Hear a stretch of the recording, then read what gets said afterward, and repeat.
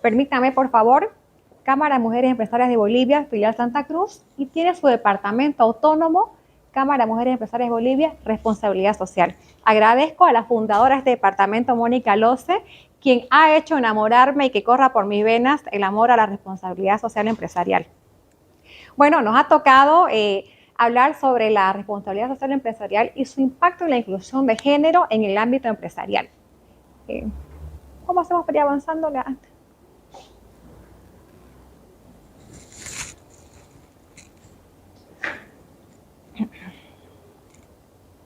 Perfecto. Antes que nada, quiero que conozcan el nuevo directorio. Hace 2 meses estamos haciendo gestión. La presidenta, Giancarla Terrazas, Samia Áñez, la vicepresidenta, Jenny Johansen, la secretaria general, Sarita Murillo, secretaria de Hacienda, mi persona, Silvia Rivera, secretaria de Actas y ahora también directora de Responsabilidad Social, e Isabel Delgadillo, vocal. Un poquito de nuestra misión y visión. Empoderar a las mujeres en todos los ámbitos para alcanzar el éxito empresarial con responsabilidad social. La visión, lograr que el rol de la mujer empresaria y emprendedora sea un factor relevante de la economía regional y nacional. El compromiso social es la responsabilidad social que desarrolla una persona u organismo hacia su comunidad y que se traduce en una búsqueda voluntaria del bienestar general por encima del particular.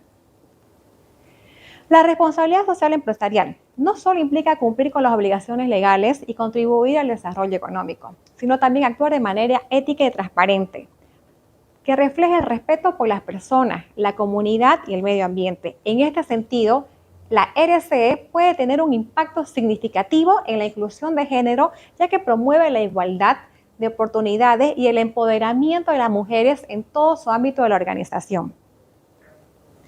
Ejemplos de buenas prácticas para fomentar la inclusión de género. Implementación de políticas de igualdad salarial y oportunidades de crecimiento para hombres y mujeres por igual. Una igualdad salarial para hombres y mujeres no solo que es justo, sino que fomenta un ambiente laboral en el que hay equidad y yo me siento que hay respeto por todos.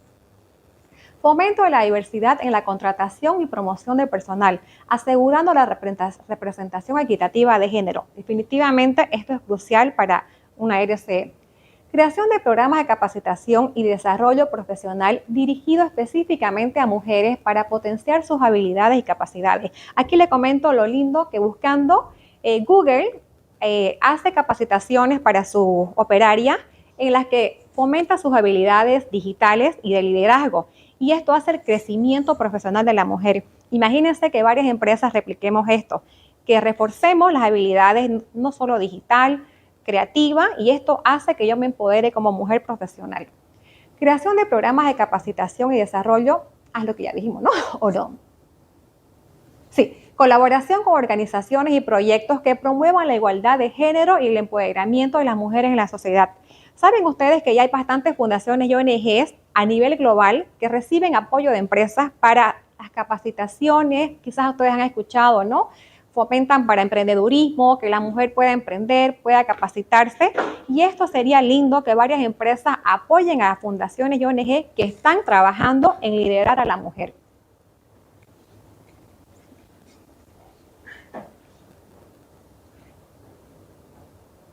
Entre los beneficios, mejora la reputación y la imagen de la empresa, tanto interna como externamente. Y esto no solamente, ¿no?, sino que nos da un valor, nos da una credibilidad única a la empresa. Aumenta la satisfacción y la lealtad de los empleados, lo que se traduce en mejor clima laboral y mayor productividad. Lo repito, nuestros operarios que se sienten que están en un ambiente donde hay equidad y respeto, créanme que la productividad es al 100%. Contribuye al desarrollo sostenible de la comunidad y la sociedad en general, al promover la igualdad de oportunidades para todos. Claro, porque al nosotros incluir apoyar la igualdad de género en el ámbito empresarial, estamos dando el ejemplo de que se puede vivir en sociedad de igualdad. Un poquito siempre vendiendo mi charque de la cámara para quien quiera afiliarse. En resumen, he sido muy breve. ¿Cómo la RSE puede ser una poderosa herramienta para la igualdad de género en el ámbito empresarial? Ustedes han visto, la RSE también no solo es ser ético, ser correcto, sino que también promueve la igualdad. Entonces, la RCE es una poderosa herramienta, definitivamente, lo vuelvo a repetir, para fomentar la equidad de género en todas las empresas. Y esto, como les digo, hace que vivamos en una sociedad donde se ve el respeto, se ve la igualdad y varias empresas quieran replicar, porque no solo esto aumenta nuestros ingresos, tenemos credibilidad, sino que también estamos dando ejemplo a otras empresas de vivir en un ambiente de armonía y sobre todo de respeto, de igualdad. Muchísimas gracias.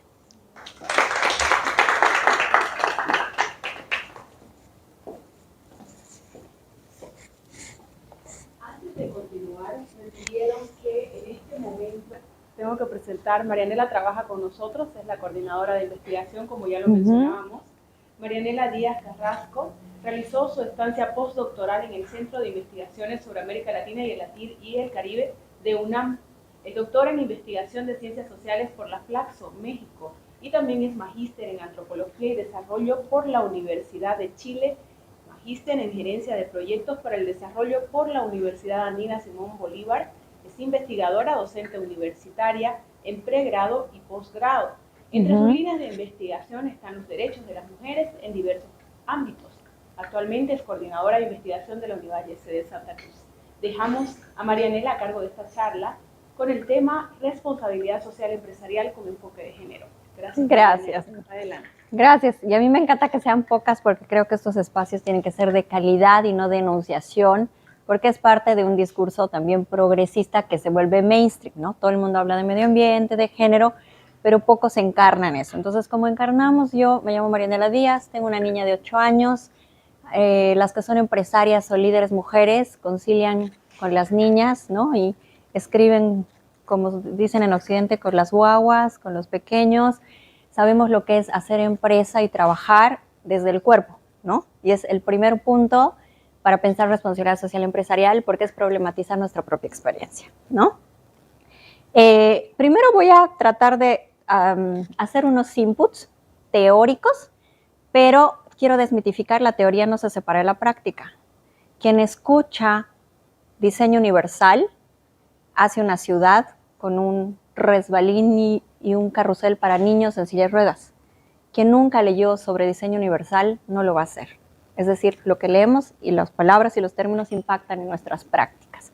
Entonces voy a generar algunas discusiones de tipo teórico con ejemplos prácticos para que hagamos ese mix. Voy a introducir un término que es el de glocalidad, local. ¿Por qué?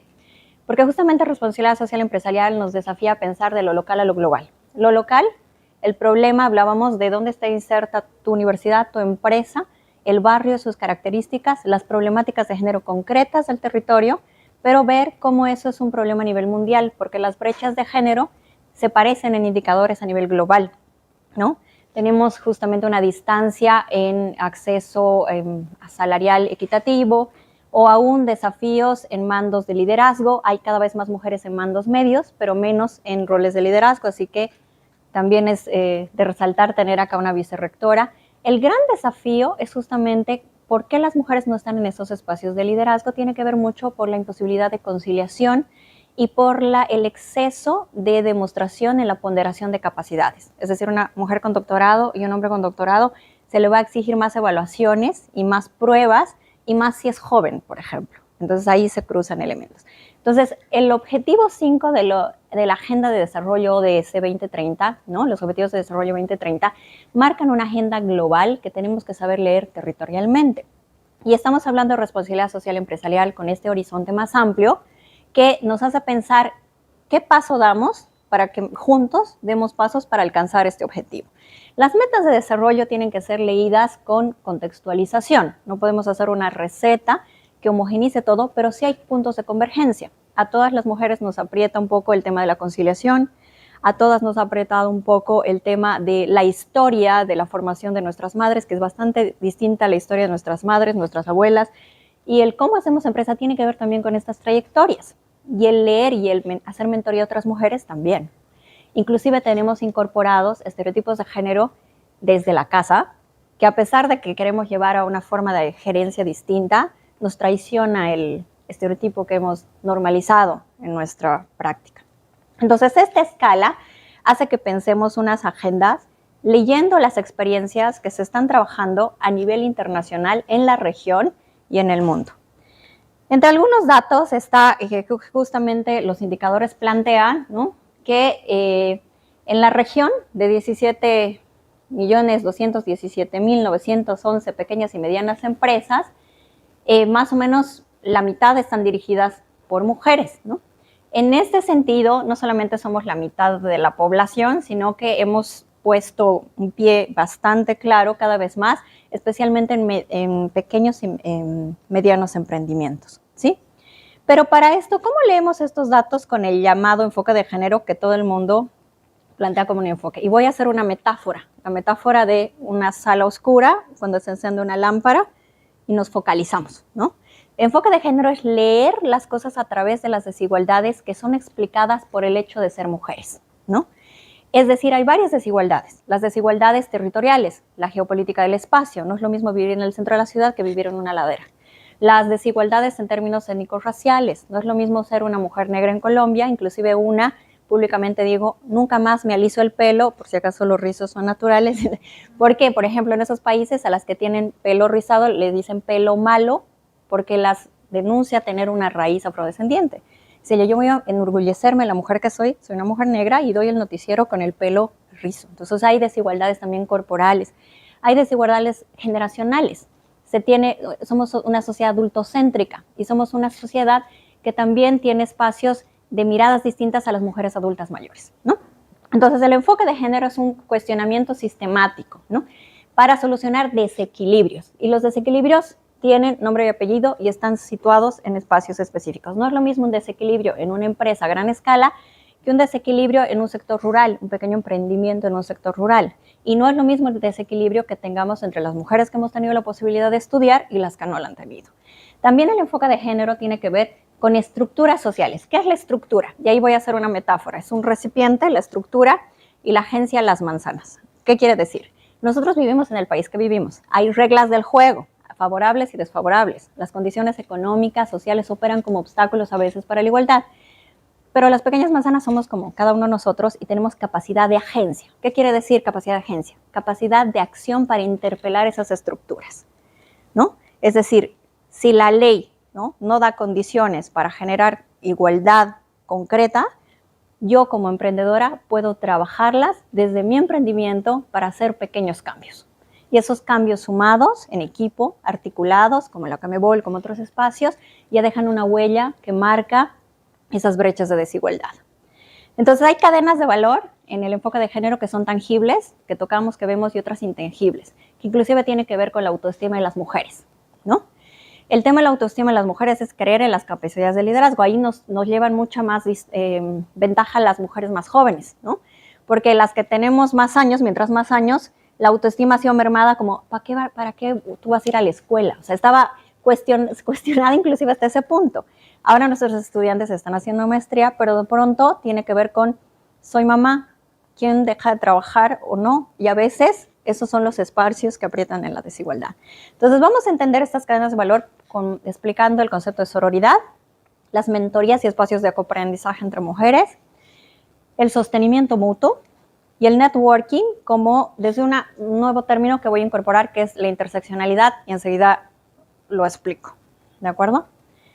Primero, la sororidad es una forma de solidaridad específica, la han debido escuchar, se habla de solidaridad, seamos solidarios, pero la sororidad, ¿a qué interpela? A un mito, que a veces no ha sido tan mito, pero en muchos espacios lo es, de la cultura de la competencia entre mujeres, ¿no? Y de la descalificación mutua.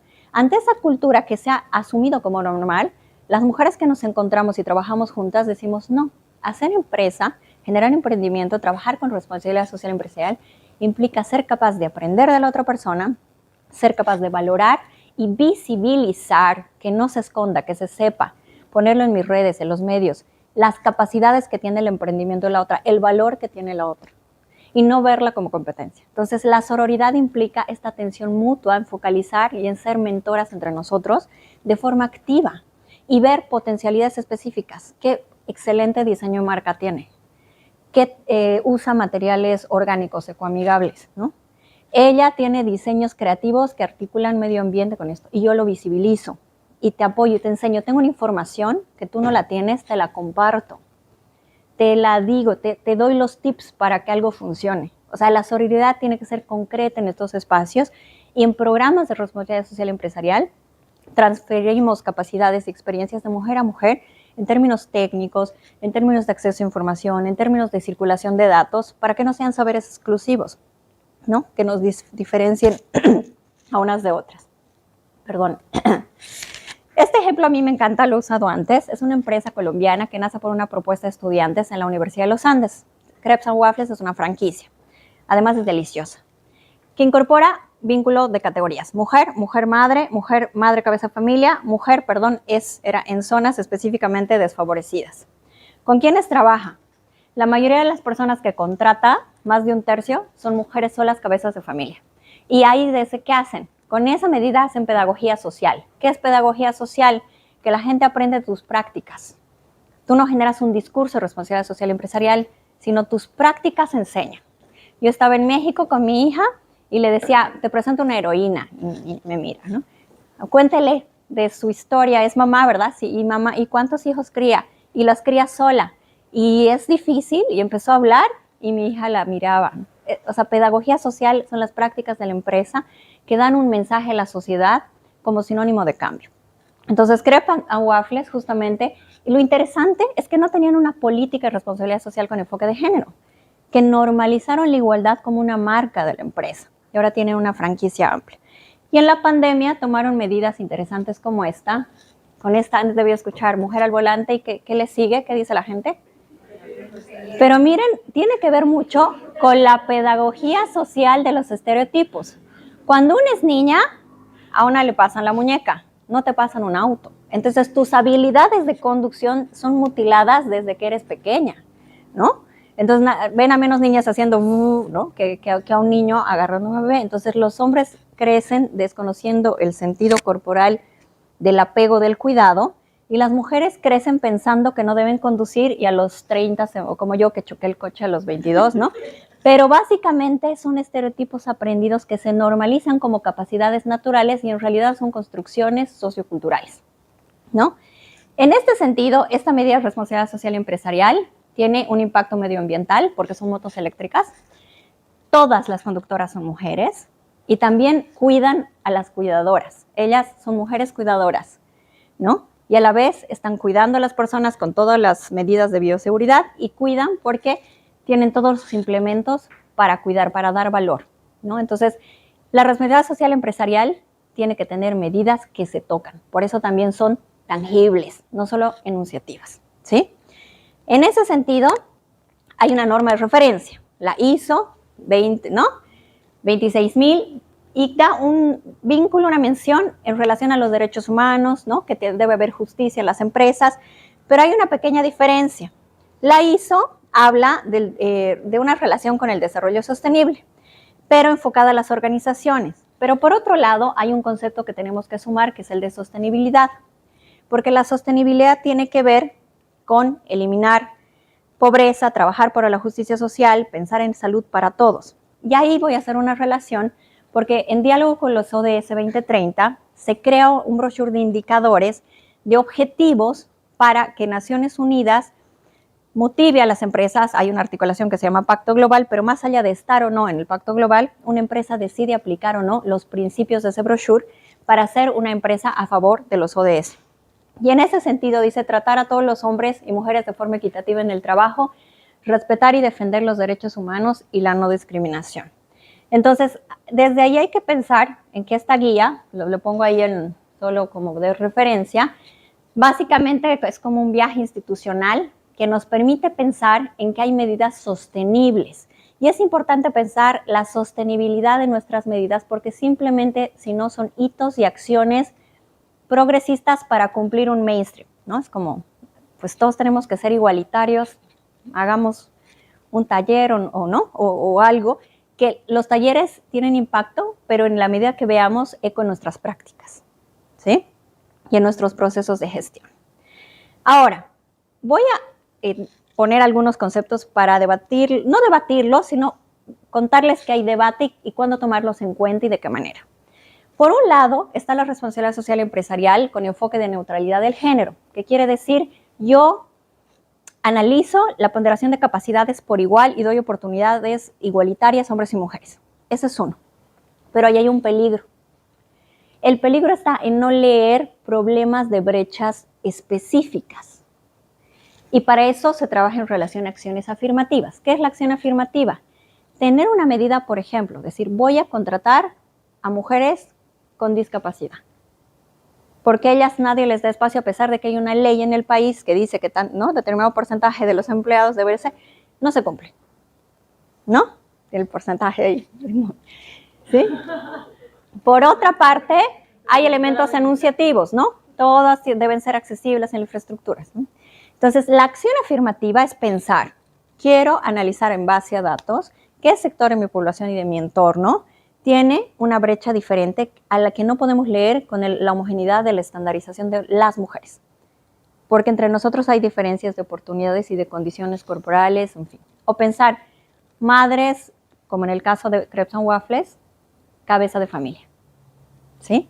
Entonces, esa es una acción afirmativa. Por eso las empresas deben pensar en qué momentos es pertinente responsabilidad social empresarial con neutralidad de género, igualdad de oportunidades, hombres y mujeres, y en qué momento es necesario tener acciones afirmativas, ¿sí? Que dan espacios de oportunidad. Y a veces sí, cuantitativamente, digamos, pueden ser no significativas, ser una mayoría, pero sí estamos saldando brechas de desigualdad, ¿no? Y por otro lado, hay dos conceptos similares, igualdad formal e igualdad sustantiva. La igualdad formal es, ¿han escuchado todos somos iguales ante la ley? Y en la práctica nos tratan así. Entonces, por eso viene el concepto de igualdad sustantiva, es decir, un ratito, ¿ok?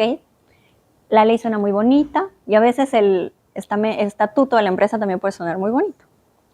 Pero es decir, ¿qué medidas concretas usted tomó para asumir que estas brechas se salden? ¿Qué desigualdades leyó? Porque ser mujeres no tiene que ver con una perspectiva estandarizada. Yo trabajaba en alguna universidad de este extenso país, donde el ascensor solo funcionaba para ir al piso 7 y al piso 14. ¿Cómo iba un estudiante con bebé en brazos? Al piso 8. Y no estaban los baños abiertos, ¿sí?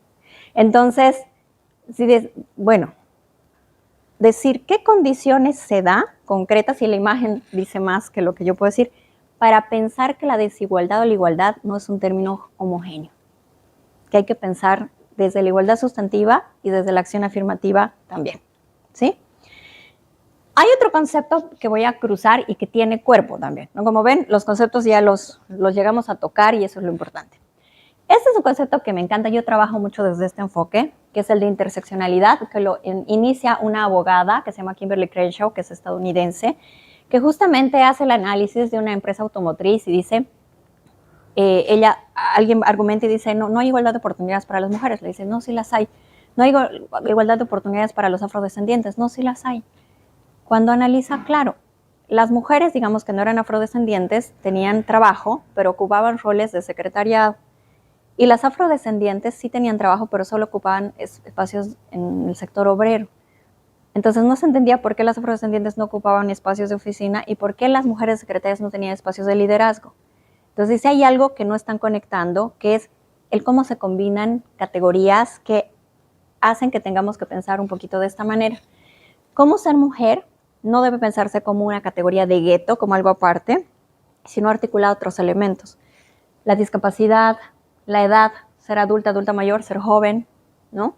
Ser migrante, interno o externo, ¿no? Hay países que tienen políticas muy abiertas de recepción a la migración, y eso les puedo decir porque he sido migrante en varios lugares. En otros no, es como, vamos a ser iguales entre nosotros, ¿no? Y la igualdad se empieza a reducir, ¿sí?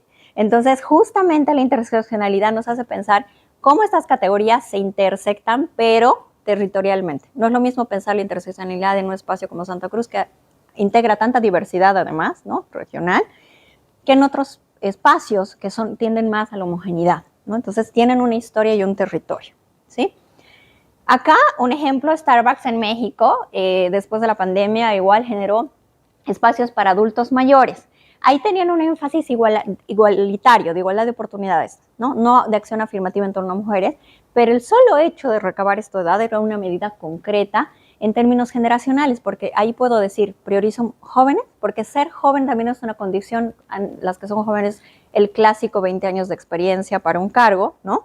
Y cuando eres adulta mayor, te van desechando, como que ya no eres mujer, hay una señora que es viejita, es mayor. Yo me arrepiento porque yo vivía a los 26 años con una señora grande que se quedó soltera, que tenía 42 y yo tengo 43, ¿no? Entonces, ¿cómo la edad se lee generacionalmente en desventaja de manera injusta, quitando valor a las capacidades, ya sea en uno u otro polo etario, ¿no? Entonces, la responsabilidad social empresarial puede focalizar grupos etarios articulados con la categoría de género y ahí tomar medidas específicas de acción afirmativa, por ejemplo, ¿sí? Por otra parte, un poco, esta es una multinacional que tiene condiciones empresariales bastante favorables, pero podemos tomar ciertos ejemplos, ¿no? Se llama Accenture, es una empresa que justamente trabaja en temas de tecnología, outsourcing, las soluciones tecnológicas, tiene varias sedes en América Latina, por ejemplo, y es una de las que ha recibido los mayores reconocimientos por tener medidas concretas de responsabilidad social en este tema. Acá, algunas de las medidas que tiene justamente es empleados de distintas identidades, que incorpora inclusive el tema de diversidad sexogenérica, que sé que en nuestro país toca esto, pero cada país además tiene condiciones distintas de aceptación, pero aquí trabajan con mujeres migrantes, afrodescendientes, ¿no? Tienen muy mapeado como política que sus empleados sean un mapa de la diversidad. Y yo me acuerdo mucho igual de lo que pasa en Univalle, ¿no? Tenemos directores de Beni, de Chuquisaca, de Cochabamba, de La Paz, casi que somos los 9 departamentos, hoy día estamos haciendo recuento, necesitamos a alguien de Pando para cubrir el mapa, pero justamente esto es lo que nos va dando elementos que nutren, ¿no?, la diversidad y si los focalizamos aún más, ¿no? Tiene mucha formación en sesgos inconscientes. Para trabajar en la responsabilidad social empresarial, tenemos que interpelarnos a nosotras cuáles son nuestros estereotipos vigentes. Porque si yo soy una tomadora, un tomador de decisión y no reconozco mis propios prejuicios, es muy difícil que los revierta. Entonces, todos tenemos prejuicios más o menos trabajados. Y si no hacemos una interpelación honesta, ¿no? Porque yo les digo, la ley no es neutra. Por ejemplo, los abogados siempre dicen, la ley es el máximo. Sí, pero la ley no es un producto neutro, es un producto histórico en el que personas con ciertas creencias tomaron decisiones en un momento dado. Personas con otras creencias en otro territorio hubieran tomado otras decisiones. Entonces, hay que interpelarnos mucho sobre estos sesgos inconscientes, visibilizarlos y trabajar en ellos como equipo, ¿no? Entornos de trabajo accesibles. Accesibilidad puede ser física y accesibilidad tiene que ver también con, por ejemplo, flexibilidad horaria, que valoren más la producción que, como decimos, hora silla, ¿no? Es decir, ¿por qué? Porque una mamá de pronto tiene que correr al recoger al niño, pasa algo, ¿no? Mientras no afecte la entrega de resultados, las empresas justamente ahí pueden ser más eficientes, porque yo hago sentir a la persona bien, genero fidelización, genero es que repliquen sus liderazgos esas prácticas, pero no pierdo eficiencia porque estoy buscando los productos, ¿no? Bueno, y el tema de la mentoría. La interseccionalidad debe trabajar también con mentoría. Aquí tenemos una mentora. Todas las mujeres hemos sido mentoras de otras, pero si tenemos políticas de mentoría, esto se multiplica. La mentoría puede ser, ¿no? Por ejemplo, cada una de ustedes tiene una experiencia. Yo actualmente estoy acompañando a unas estudiantes a que hagan su proyecto, pero al lado del corazón, ¿no? Y las empresas pueden apoyar a mentoras, ¿no? Por ejemplo, puede ser una medida. Vamos a dar incentivo, visibilización a las personas que han sido mentoras. ¿Mentora de qué otra mujer ha sido? ¿No? Entonces, el ejercicio de mentoría es un acompañamiento de crecimiento, ¿no? Y yo, por ejemplo, cuando me hablan de la competencia entre mujeres, a mí no me hace sentido porque siempre he crecido en un espacio de mentoría, donde la persona que tenía más trayectoria que yo visibilizaba algo que le parecía potencial y yo a mis estudiantes visibilizaba y la estudiante cuando es profesora pues lo visibiliza y ahí es un mecanismo. Pero también puede ser un programa de una empresa, un programa de mentorías de mujer a mujer, por ejemplo. ¿Entiendes? Entonces, aquí no sé si puedo mostrar un videito, ya me estoy prolongando. Si podemos ver un poquito. ¿Sí? A ver, vamos a Yo tengo una brecha tecnológica, así que voy a tratar de ponerlo. No lo puse en puerta, lo siento. Como, ay, menino, como, ¿dónde quiero ponerlo aquí? A ver.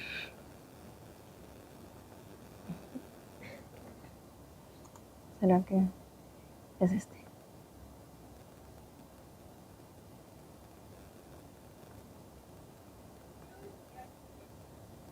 Desde los 15 años que yo quería participar en una centro de investigación, porque mi comunidad es una comunidad súper marginada. Como comentario adicional, soy la primera chica que va a estudiar una carrera en área de las ciencias de la salud.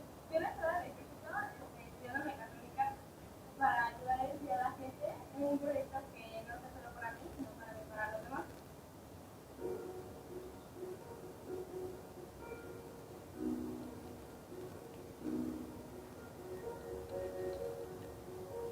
No sé cómo es esto. De por sí el área de género es un área dura, es un área cerrada para las mujeres, pero en el contexto mexicano y en el contexto latinoamericano es todavía más difícil. Desde pequeños nos explicaron que los hombres pueden hacer esto y las mujeres tienen que hacer esto. Que los hombres tienen que hacer los trabajos o las labores pesadas y las mujeres tienen que estar en la cocina. Y yo vuelvo a insistir a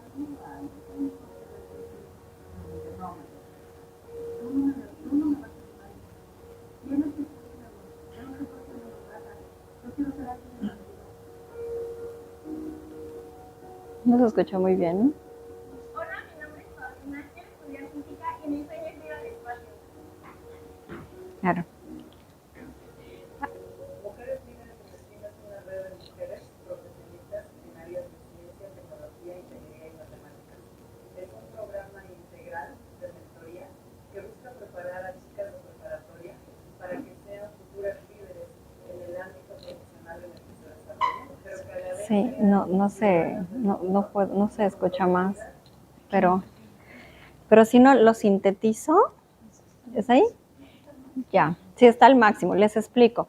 El estereotipo tiene que ver, además hay carreras en la universidad históricamente feminizadas o históricamente masculinizadas, ¿no? Por eso en carreras como trabajo social la mayoría es mujeres, en enfermería también, y si no tan, son carreras asociadas al cuidado, las personas que cuidan a otros.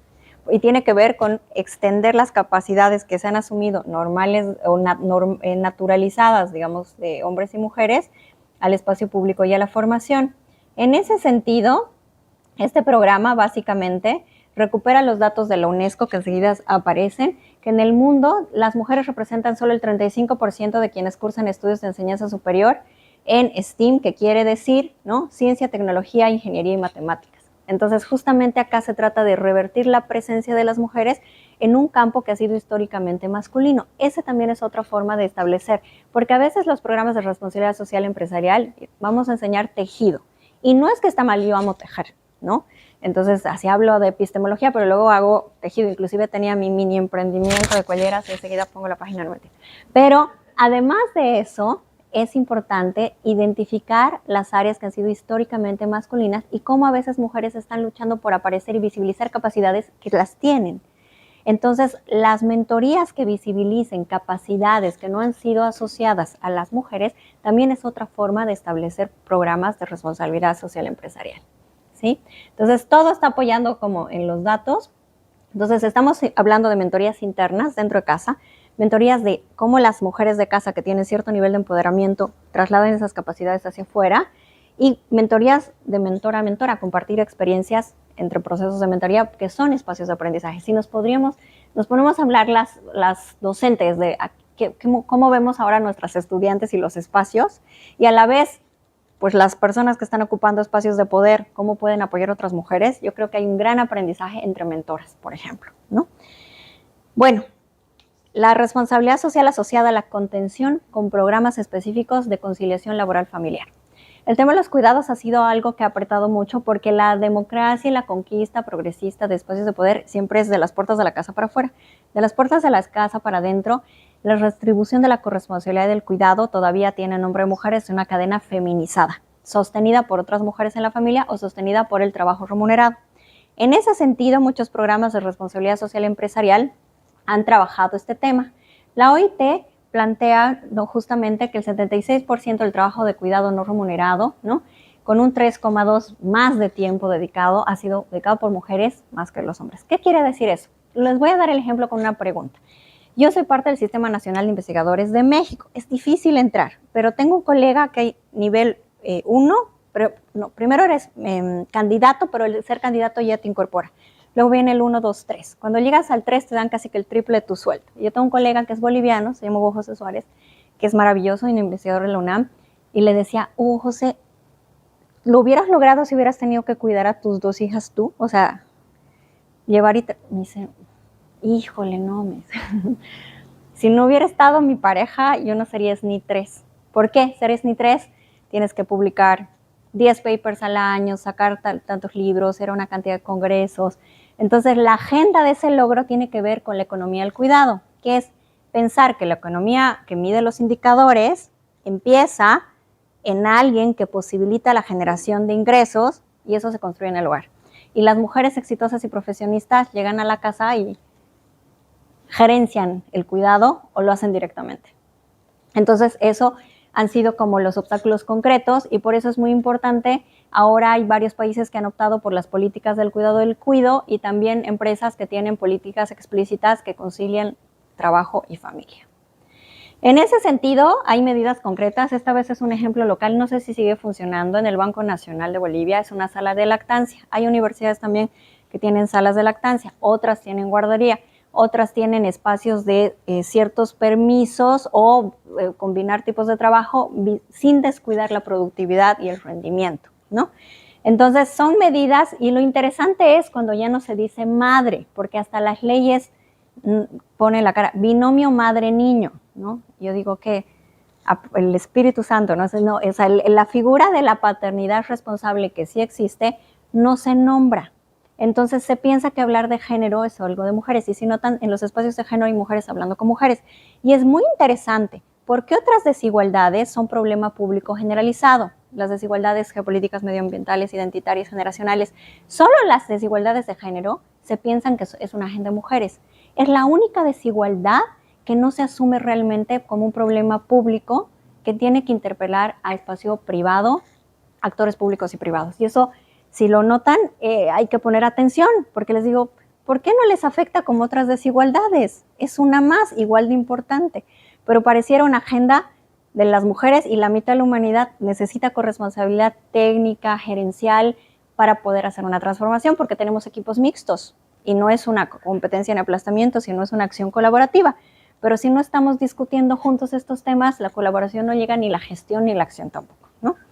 Bueno, en Bolivia revisé la legislación y claro, nuestro país sí, si hablara por sus leyes viviríamos en el paraíso, pero sabemos que hay una brecha entre lo que ocurre y las condiciones estructurales. Hay una guía para la implementación de salas amigas de la lactancia para empresas públicas y privadas, por ejemplo, que se firmó con UNICEF, con la foto en el periódico, pero de ahí a todas las consideraciones de derechos e igualdad, por eso es importante el espacio privado, las empresas privadas, las iniciativas, porque con el aire de autonomía podemos tener medidas y acciones concretas, ¿no? En ejemplo, Uruguay y El Salvador tienen ya medidas que invitan a sus empresas a trabajar con esos indicadores y Naciones Unidas nos ha puesto el horizonte de las webs. Voy a cerrar porque si no me voy a prolongar con algunas conclusiones, solo digo los hombres, ¿no? Porque el enfoque de género es visibilizar, preguntarse dónde están las mujeres y desnaturalizar, pensar que hay construcciones socioculturales, socioempresariales que nos dijeron que eran naturales y no lo son. La competencia no es natural, es un aprendizaje que podemos desaprender. El tema del cuidado directamente a las mujeres tampoco, ¿no? El tema de cuestionarnos sobre las brechas, las mentorías, todo puede ser planificado y gestionado. Ahora, en este sentido, una novedad. Este año está en puerta, sí, al salir a la puerta, inclusive vi un video que decía que se aprobó ayer, pero crucé fuentes y no. Se está discutiendo ya hace unos años una norma específica, una ISO específica, la 53800, que es un referente para la igualdad de mujeres y hombres, que va a ser es un trabajo. El gran debate es, como en otros países hablar de género tiene mucho tratamiento de las diversidades, algunos dicen, y dentro de inclusive las personas que trabajan, hasta de inclusive las más radicales, digamos, en feminismo, dicen, no, hay que hablar solo de hombres y mujeres. Porque es cierto, hay un sujeto histórico, tenemos cuerpo y unas características. Es diferente hablar de diversidades y eso es un debate interno donde hay cierto desacuerdo. Pero en la ISO 53800 ya se hizo toda una metodología, ¿no? Ahí tiene un órgano técnico, se está tratando de debatir, ¿no? Está en puerta, se está esperando que este año ya salga a la luz, ¿no? Entonces vamos a tener una norma ISO específica que mida todo esto. Bueno, síntesis. Tenemos que sacudirnos del mainstream de género, que no sea la moda. A mí me angustia, me dice, ay, ¿trabajas eso porque está de moda? Digo, no, trabajo eso hace años porque, y más cuando se corporiza, cuando nosotros vemos en la biografía cómo lo que hemos vivido tiene eco en la gestión, en las transformaciones y en las permanencias, inclusive en nuestros estereotipos, tenemos que dejar de asumir, ¿no? Todos vamos para allá, ahora todos somos ambientalistas, ahora todos, no, o sea, realmente encarnar para sacudirnos del mainstream. El mainstream es esas modas, ¿no?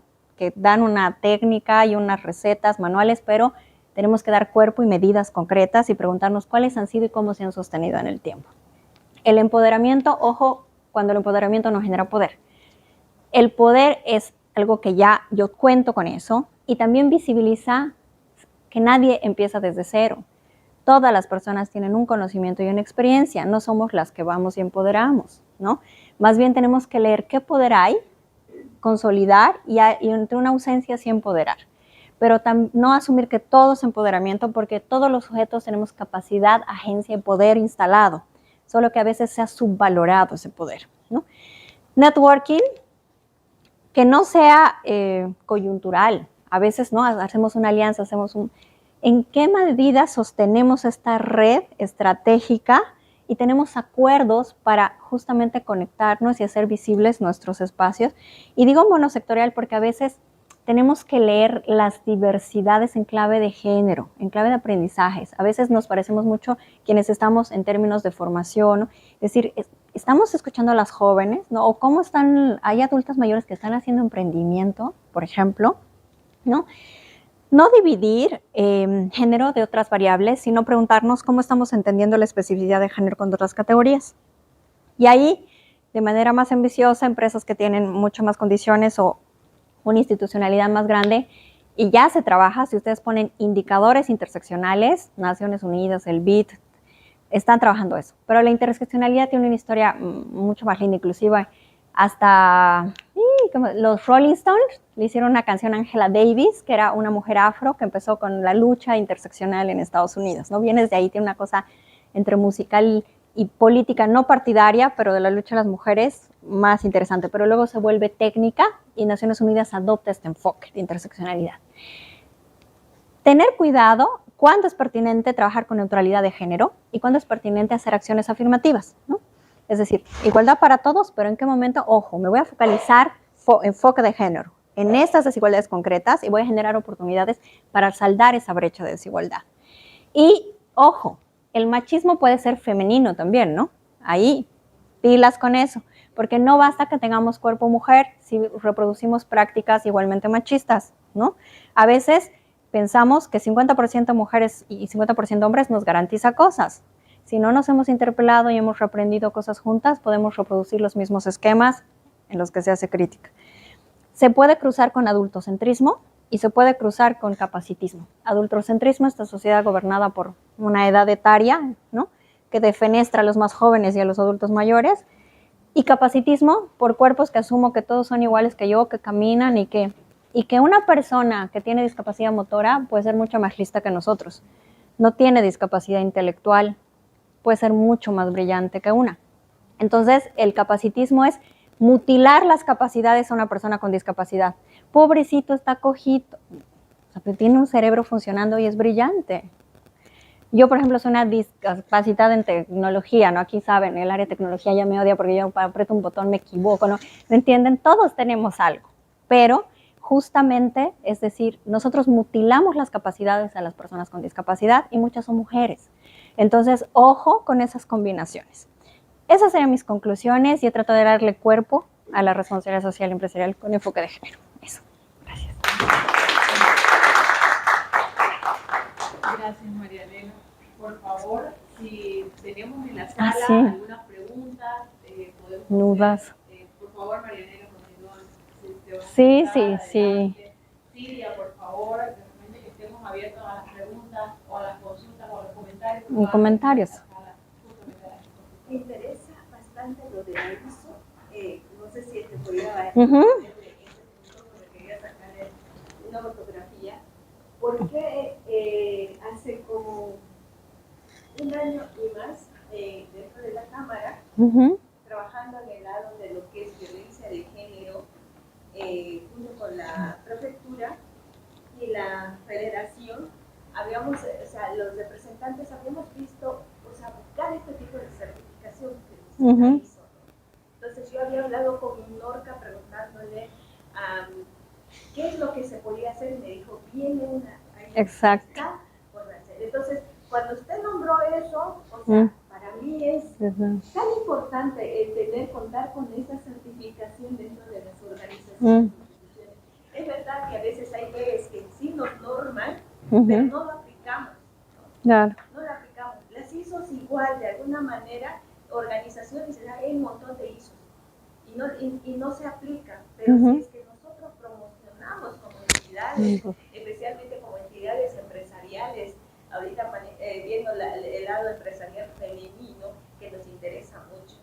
Ahora, por ejemplo, todo lo que son esas estructuras mentales que tenemos del machismo, la mayoría lo tenemos las mujeres. Ujú. ¿No? Y cuando dicen, cuando hay una, no sé si esto era para todos o era solamente para mujeres, esa charla. Ahí, aquí es un vivo ejemplo. Cuando se pone género, Sí. piensa que solamente es para las mujeres.